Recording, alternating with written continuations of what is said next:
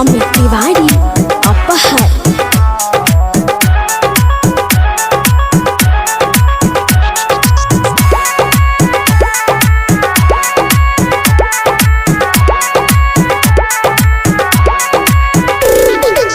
हमरा पाले एगो पड़ल बा कसाई, उ केहू दोसर न हवे तोर भाई।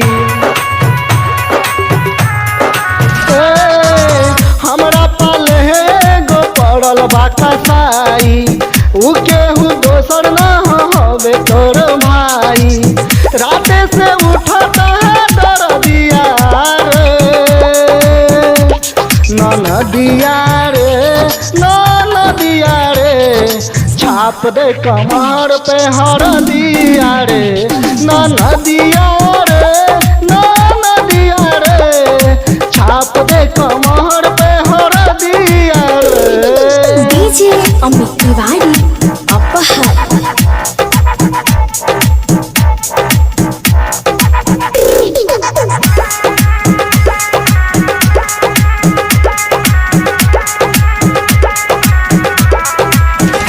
हम तो चहली के लागो नालासा, जाने कैसे पलट गइल पहासा।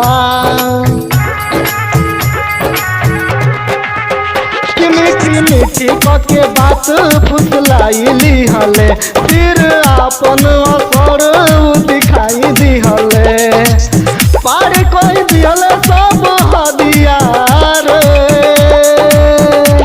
नदिया रे, नदिया रे, छाप दे कमर पे हर दिया रे, नदिया रे, नदिया रे, छाप दे कमर पे हर दिया रे। डीजे अमित तिवारी अपहर।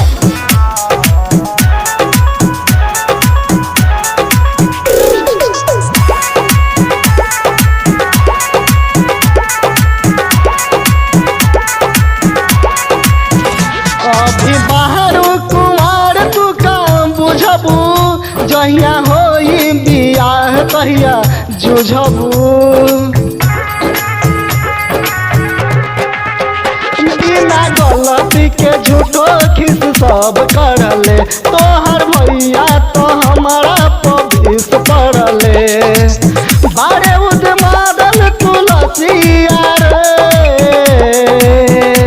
नदिया रे, नदिया रे, छाप दे कमर पे हर दिया रे, नदिया रे,